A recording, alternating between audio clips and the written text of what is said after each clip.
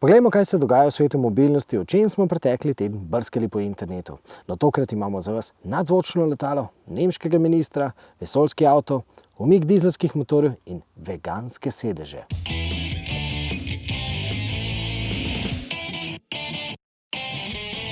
Startup Boom Supersonic predstavlja nadzvočno letalo, ki vas iz Londona popelje v New York v dobrih 3 urah in pol.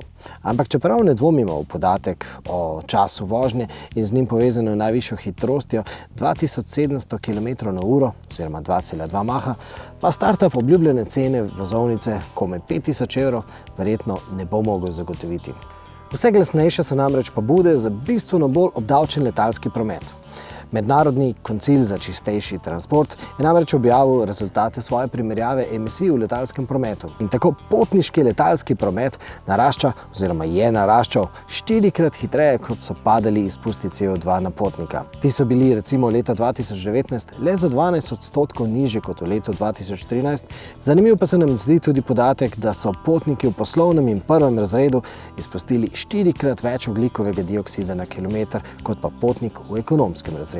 Posledica so seveda nove pobude k dvigu cen letalskih vozovnic, najbolj obdavčeni pa naj bi bili tisti bolj razvajeni potniki, kar pa je recimo nova realnost že tudi pri osebnih avtomobilih. Tako bodo v Franciji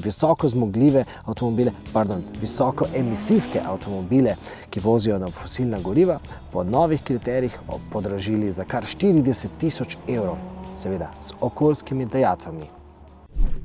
Britanska okoljevarstvena organizacija Earthside je obtožila BMW in Jaguar Land Rover, da s svojimi aktivnostmi pomagajo pri krčenju tropskega gozda. V Paragvaju se namreč dogaja, da gozdove nezakonito sekajo živinorejska podjetja, da s tem dobijo pašnike za svoja goveda.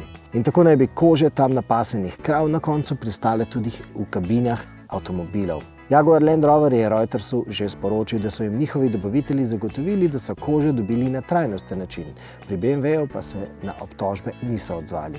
Seveda pa sem jasno, da je koža stranski produkt in da je problem v resnici veliko večji. In zdi se, da je napad na velike in ugledne korporacije orodje, s katerim lahko okoljska organizacija doseže večjo pozornost. Prav za ta večji problem.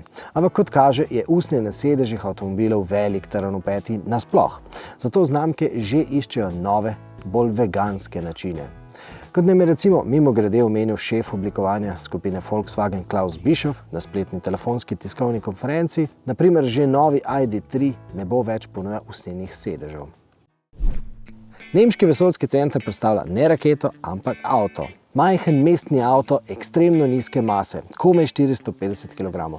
In ja, je električen, 400 km dosega ima, lahek pa je lahko zato, ker elektriko sproti proizvaja prek gorivnih celic.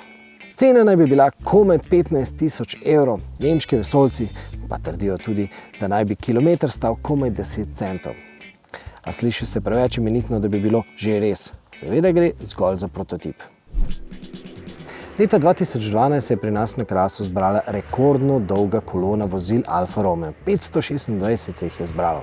No, nedavno je padel tudi rekord za najdaljšo kolono vozil Subaru. V Kaliforniji se jih je zbralo kar 1751 lastnikov. Kolona je cikcakala po gigantskem parkirišču.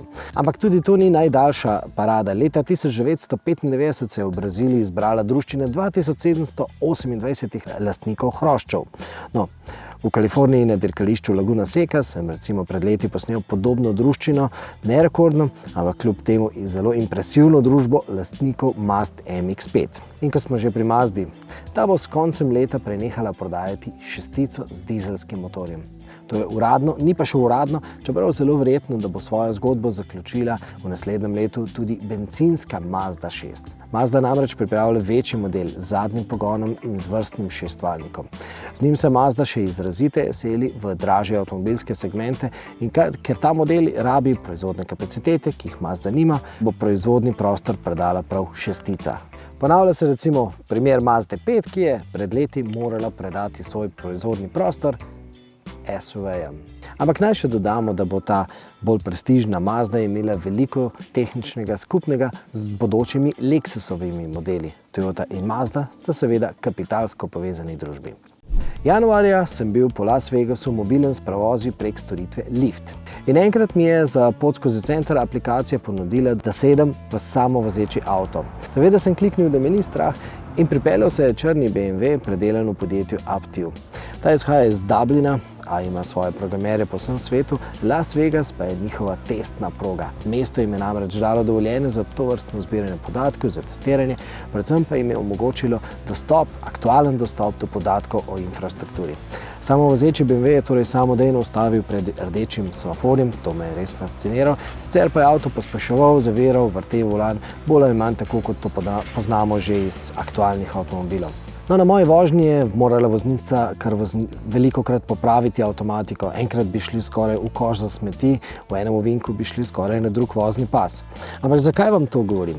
Ker bodo po novem lahko v sosednji ameriški državi Arizoni uporabniki lahko potrdili vožnjo s povsem samovozečim taksijem.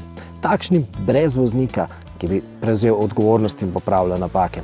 Gre seveda za samovozeče avtomobile Googlovega podjetja Waymo, njihova tehnologija pa je očitno dovolj zrela, da jo začne preizkušati širša javnost, ne več samo zainteresirani tako imenovani early adopterji.